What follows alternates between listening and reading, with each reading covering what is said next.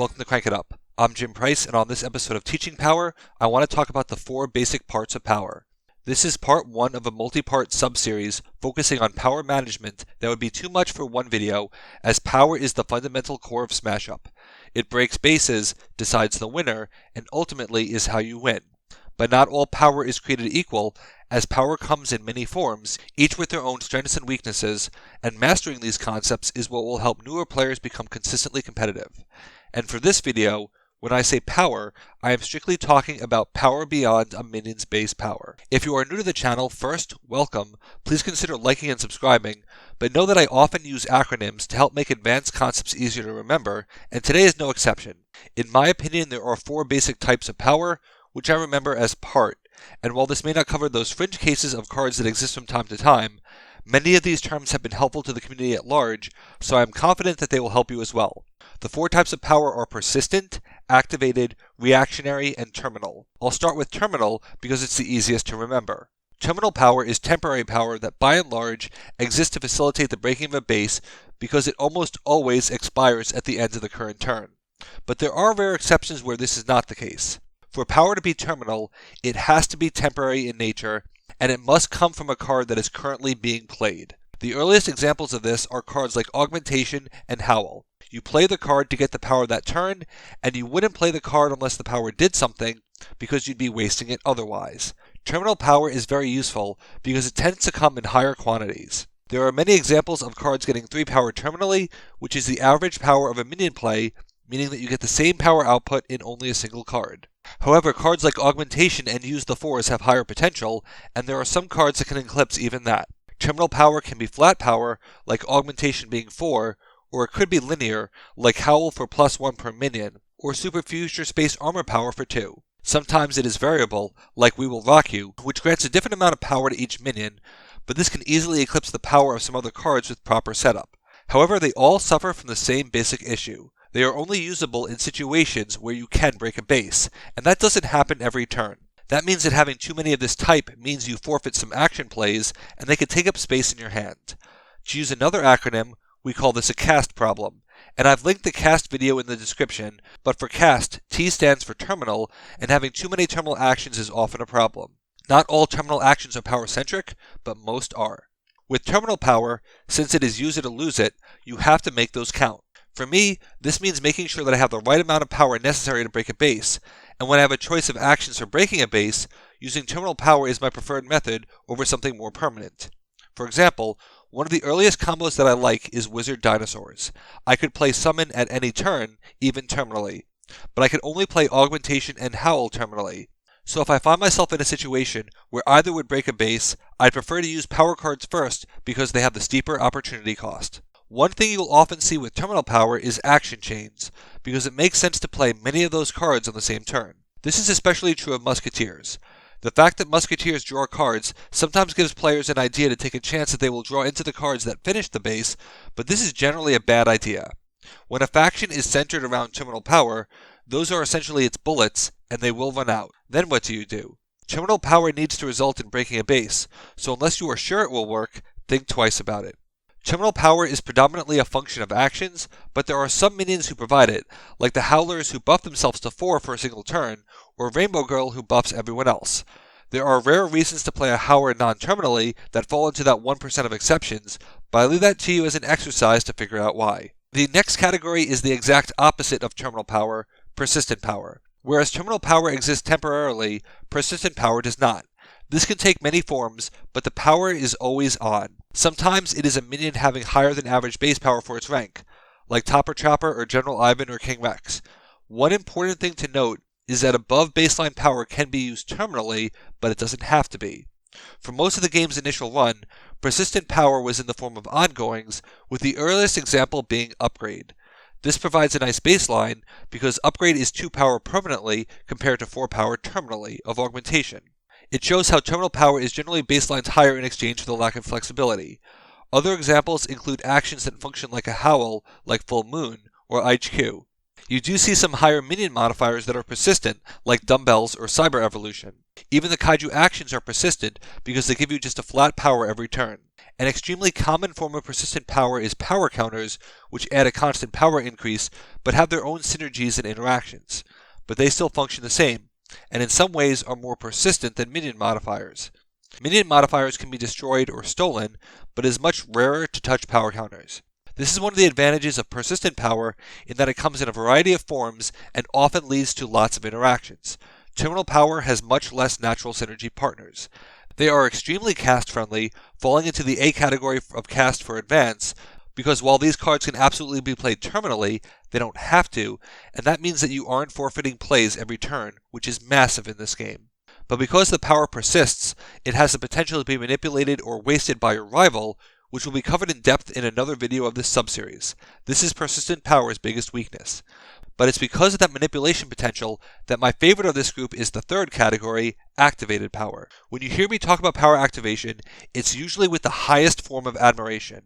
And if I had my way, this would be the vast majority of power card types, rather than probably being the rarest. Activated power is power that you essentially turn on or off yourself. You are in control, so it is much harder to exploit. However, it comes with the weakness that the minion is vulnerable to power-based manipulation, since it is lower power until activated, especially if the minion is 3 power or less. Also, power activation often comes in the form of additional cards, which makes the loss of minion hurt even more. But in my opinion, the positives far outweigh the negatives. Like the other categories, power activation comes in many forms. The earliest pure form for me is Haunting. While Vibras could theoretically get you to 2 cards, it is extremely rare for them to do so, and Haunting generally gets seeded at 3 power, only to become a 6 later. You'll hear me use the term seeded often because it implies that there is growth potential. One of the key tenets of power activation is that a growth of 1 is lame, growth of 2 is great, and anything more than that has my full attention. For example, a 2 who becomes a 3 isn't that interesting, but a 1 who becomes a 3 is much more of a swing, and it is the swing that matters. And if there was a 0 who becomes a 3, that is extremely noticeable. So Haunting is much more interesting as a 3 who becomes a 6, rather than a 4 who becomes a 6, and not just because of all the benefits of being power 3, but because you do something on your turn to activate its power, namely lowering your hand size. The difference between persistent and activated power lies in the difficulty of the activation. If it is easy enough to be automatic, it's not really activated. For example, Pinky is persistent because Pinky is almost always in its activated state. It's not like you play a second minion to turn it on, because a key tenet of power activation is that it only matters when breaking a base, but doesn't require plays directly. For example, consider Teenage Wolf and Howler. Howler is clearly terminal. You wouldn't always use Teenage Wolf's talent, but is clearly there for you to use it when you need it because you are activating it. The power it grants is temporary, but the lack of opportunity cost is what makes it activated. Most talent-based power boosts are power activation, and we see a lot of nice cards this way, like Sergeant Calhoun of Wreck-It Ralph, or Reroute the Power of Sinister Six. Talents are definitely convenient forms, but there are some other forms as well. The distinction comes from my original question of how much are you in control. I think that War Raptor is 50% persistent, 50% activation, because while that extra 1 power is always there is the potential for more just waiting to be activated, and it's not like your rival can make that happen. You are the one playing War Raptors, so you are the one who can activate that power, and the net power activated outweighs the persistent power that was there originally. I also think of cards like Flor Loca, who gains power from the presence of actions on rival minions. While you can certainly play those actions, and you will, and your rival can use movement as a possible exploit, by and large you are the player with the most control of turning on that power, so to me it's activation. It makes Flor Loca a great minion to seed because you will likely defer the triggering of the condition. Compare this with a card like Tiki, who just needs the presence of any action. This means that an opponent playing one of their own actions will increase Tiki's power, greatly increasing the chances of turning it on. This is why I consider Tiki to be reactionary, because it is a reaction to some event, but not necessarily one you control. Now that we have examples of all 4, we can represent the various states of the power types in a simple flowchart based on a few key questions.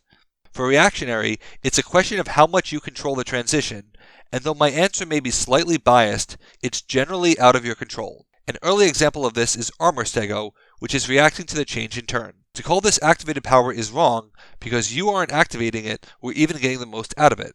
My personal opinion is that these cards give a false sense of security and are often exploited by your rival. Cards like Funbear and Jackie Bell. Sometimes these cards are optional, and sometimes they are not, but they are almost always ongoing reactions, which means they derive their power from being in play. Compare this with someone like Mountie Major, who can come after the swarm, but Funbear cannot. However, there is another event that power can react to, and that is scoring. There are many reactionary power cards that react to a scoring event. Cards like Lugaroo and Blue Trooper types, Cthulhu's Chosen, Happy Zapper, and others. These cards have the potential to be impactful, but they also have the potential to do nothing, as they depend on a specific circumstance since their power generally only matters as a swing. If you are already winning, it doesn't matter. If you are losing so bad that it doesn't matter, it feels just as dead. But every now and then they do find their moment to shine, and it's important to categorize them accordingly because it should help set expectations for the values you can get from each power type. Just because a card reacts to something doesn't make it reactionary. Again, it comes down to the level of control. For example, Idiopedia is a great power activation card you control. You seed it early, and that potential is there, so when you play a Critter Coach and sling a minion, you are activating 2 power from that play, increasing your power ever so much. So why do these categorizations matter? Is it purely an academic exercise? No. In addition to setting expectations, there are also strategy driving. Over the next couple of videos, you will see how one strategy really favors persistent and reactionary power, while the other side favors power activation and temporary power. Knowing the interplay between the various types will give you an advantage over your opponents, unless they are also watching this video. I wanted to close out today's video with a quick summary that often shows the life cycle of power. I often talk about 3 phases of breaking a base: early game, mid game, and terminally. Persistent power is best for early and terminal. Power activation can be played in any of the phases. Terminal power is only for the terminal stage. And reactionary power should be used responsibly. While some cards like War Raptor and Tiki may overlap categories, I find that these labels cover the vast majority of cases, and by being able to categorize new cards that you see, you will be able to use them at their most opportune time. I've talked to enough players in this community that each type of power has their fans, as there are even people who like Fun Bear and comparable reactionary cards. What's your favorite type of power? Let me know in the comments. Thanks for watching. Be sure to like and subscribe. Let's shut it down.